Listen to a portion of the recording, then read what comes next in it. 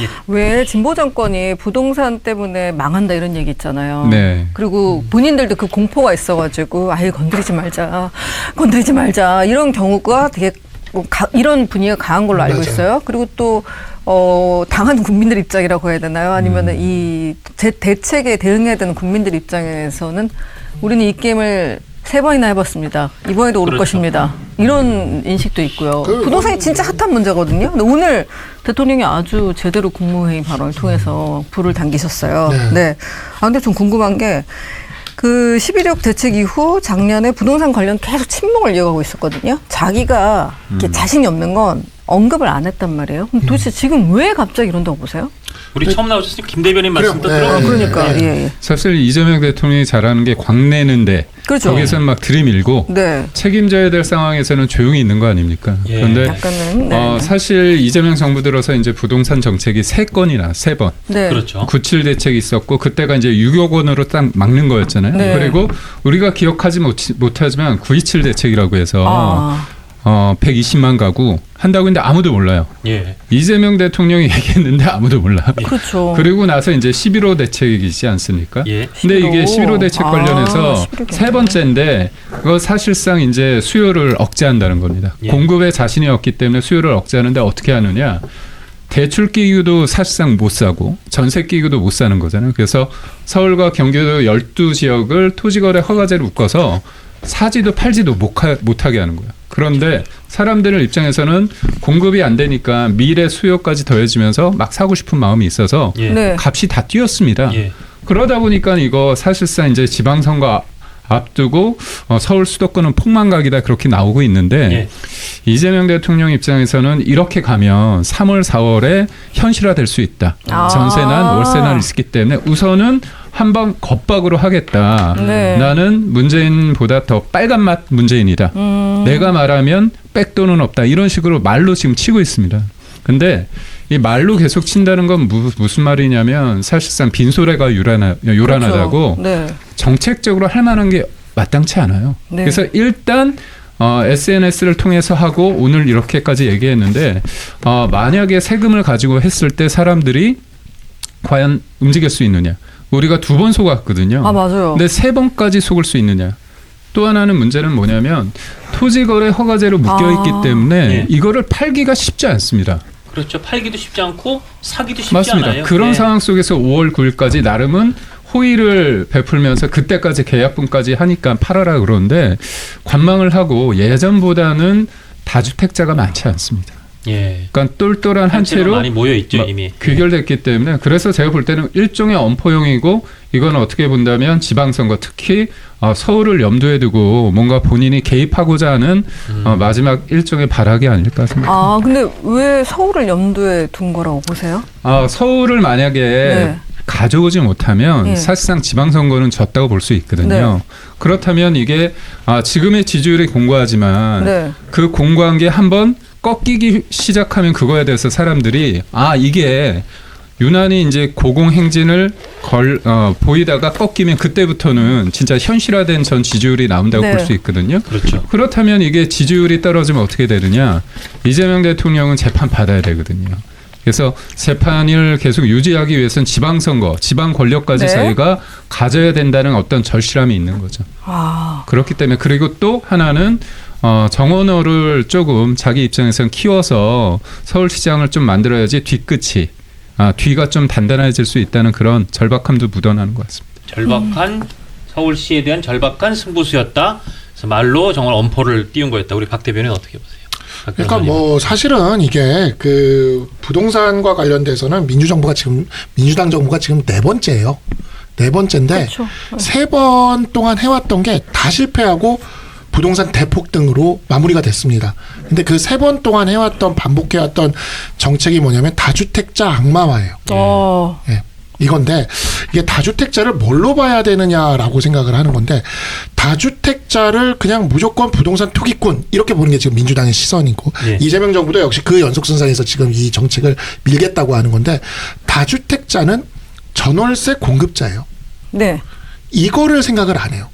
다주택자는 전월세 공급자다라는 거를 생각을 안 해버리니까 이렇게 돼서 이제 무슨 일이 벌어지게 되냐면 다주택자를 이렇게 압력을 넣으면 넣을수록 전월세 가격이 공급량이 줄어들면서 네.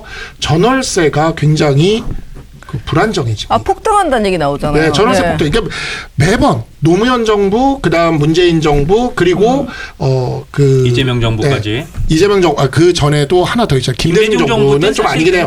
네. IMF 직후라서 무슨 IMF 직후에서 노무현 정부, 문재인 정부가 그리고 이재명 정부도 그렇고 이게 지금 이렇게 반복이 되게 되는 건데 그 다음에 또 하나의 문제점이 뭐냐면 이렇게 다주택자를 악마화하게 되면 똘똘한 한 채로 수요가 몰립니다. 그래서 나머지를 다 팔고 똘똘한 한 채를 가지게끔 하는 건데 우리가 다이아몬드의 가치는 다이아몬드는 생각보다 그렇게 별로 귀한 금속이 아니에요. 근데 네. 다이아몬드에게 담겨져 있는 스토리와 그다음에 이런 상업적인 이런 것들 때문에 다이아몬드의 가치가 올라가는 거거든요. 비슷한 게 이 똘똘한 한 채로 몰리게 하면서 강남 3구 지역에 대한 또는 용산이나 마용성 지역에 대한 이러한 것들이 일종의 다이아몬드처럼 이거를 올려버리게 됩니다. 그렇게 되게 되면서 빈부격차라던가 이러한 문제점들 그리고 지방 소멸 현상이 다 여기서부터 나오게 되거든요. 그래서 결국에는 또 다주택자 악마를 통해서 이 문제를 해결하겠다고 하는데 매번 실패한 거를 또 하겠다라고 이야기를 하는 거고 제가 이거를 어제 JTBC 방송 나가서 제가 조국혁신당 쪽 패널한테 제가 이거를 얘기를 하면서 매번 이렇게 실패했다. 그러니까. 도대체 왜 시장을 무시를 하냐. 그러니까 6공화국 이후에 부동산이 안정된 게 딱 2번 있었는데 그 2번은 뭐냐? 노태우 정부 때랑 이명박 정부 때다. 그리고 2번의 특징은 뭐냐? 노태우 정부 때 5개 1기 신도시 그렇죠. 밀어넣었고 이명박 정부 뉴타운 때 공급했고. 뉴타운 공급하고 내곡동, 세곡동 그 그린벨트 풀어서 계속 공급을. 그래서 국가가 계속 주택을 공급한다는 확신을 주니까 주택 가격이 떨어진 거예요. 그렇죠. 근데 그 생각을 하지 않고 세금과 규제만으로 그런 식으로 하려니까 매번 실패하는 거다라고 얘기했더니 그 조국혁신당 패널이 뭐라고 얘기를 하냐면 두고 보시죠. 어떻게 되는지. 또 그러는 거예요. 또. 어쩔 안 한 게 어디야? 요즘은 골프장은 다 어쩔. 아, 네. 그냥 쟤네들은 네. 매번 실패하는데 매번 이 방법을 쓰려고 해요. 문제는 이해할 수가 없어요. 네. 제 생각에 저도 뭐 이제 부동산 담당 기자도 해보고 뭐 경제부 뭐 이렇게 데스크도 해보고 했으니까 지난번 문재인 정부 때까지만 해도 시장 플레이어들이 맞아 이렇게 정보가 겁박하면 이게 어쩌면 안 될 수도 있겠다 믿는 사람들이 한 반쯤은 있었어요. 그렇죠. 근데 2번의 경험을 하다 보니까 정말 노무현 정부 때 대폭등, 문재인 정부 때 더 대폭등. 이런 식으로 하면 시장한테 무조건 정부가 지는구나. 이미 플레이어가 거의 다 알아요. 대통령이 그래서 이재명 대통령이 이거를 반대로. 얘기하는 순간 네. 오히려 이제 더 이상 패가 없구나. 이 맞아, 양반에게 맞아. 득템 카드가 없구나. 맞아. 그러니까 저렇게 소리를 지르는구나. 저렇게 막 쪽칼을 던지고 막 난리를 네. 피우는구나. 너희 다 죽었어 하는구나. 플레이들은 제 생각엔 잠깐 움찔해도 이거 이렇게 하면 집값 못 잡을 거라는 게 저도 그냥 뭐 경제 전문가는 아니어도 훈수 정도 들 수 있는 뒷방의 전문가로서는 저도 이거 실패할 것 같아요. 그러니까 이재명 대통령이 그 워딩을 했잖아요. 네. 시장을 이기는 정부를 이기는 시장이 없다. 네.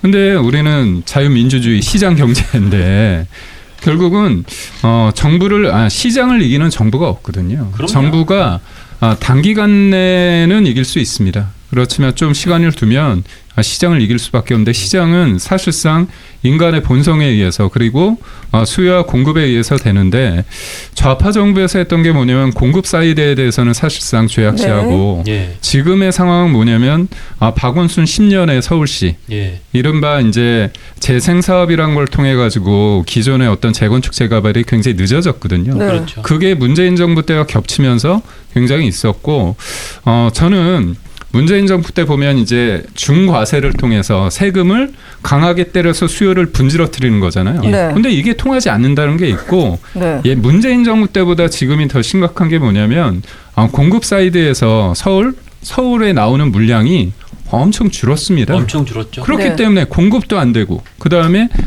지금 보면 세금을 때리는데 양도세를 완화해서 보유세를 강화했을 때 그때는 자연스럽게 거래가 이루어질 수 있는데 지금 양도세도 세게 보유세도 겁박을 하니까 이거는 그냥 시장 매물이 잠금이잖아요. 네. 잠금이 되죠. 그렇기 때문에 제가 볼 때 이건 속된 말로 왜 그럴까? 그래서 저는 약간의 음모론을 더한다면 네. 정청래 대표가 서울시장 지면 이거 전대 나오기 힘들거든요. 아 정말 그런 음모론까지. 아 저는 정청래를 음모론인데 제끼기 위해서 이 정도는 서울은 버린다. 야. 아니 그게 아니면 지금 이 시점에서 감당이 안 되거든요, 사실. 아 진짜 이건 서울을 버리는 패라고 저도 봐요. 진짜. 이 영상이 마음에 드셨다면 압도적인 좋아요와 구독, 알림 설정. 부탁드립니다. 뉴스트라 타노스!